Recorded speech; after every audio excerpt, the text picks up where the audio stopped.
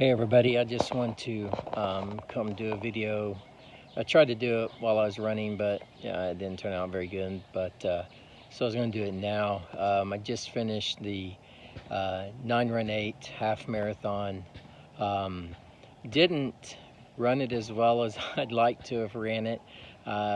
Ended up, I guess, mall walking, mall limping the last 5K of it, maybe 4K, somewhere in there.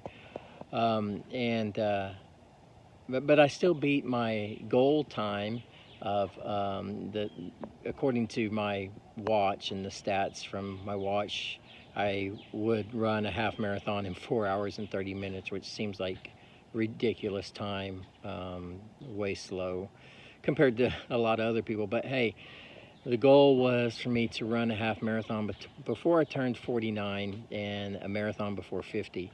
I'm ahead of pace here, running a half marathon today at 47 years old.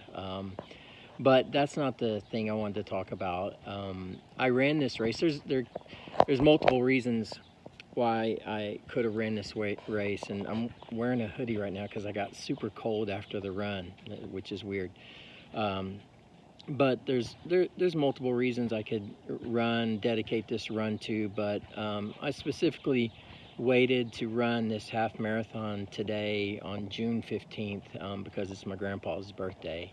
My wife's grandpa, my grandfather-in-law, it's his birthday today, and as a lot of y'all know, we lost him a couple weeks ago.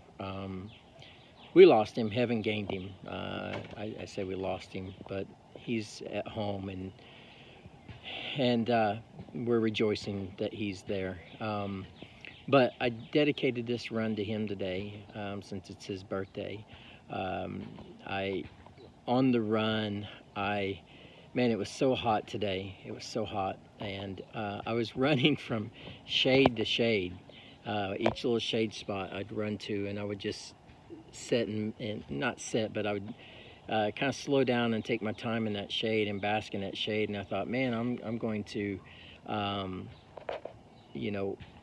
walk in the shaded areas. But while I was running, the Lord just spoke to my heart at that moment, running from shade to shade, and I was reminded of a passage in the Bible that speaks of going from glory to glory, and how we're just being transformed into the likeness of God and going from glory to glory. And each shaded area on the trail, from Mingo Trail to Creek Trail to Riverside, each shaded spot was glorious, and I felt like I was running from glory to glory.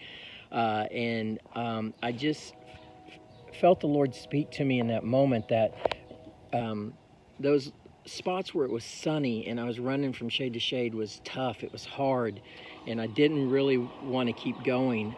But the Lord spoke to me and said that that's how life is. There's moments in a stretch from shaded spot to shaded spot, from grace to grace.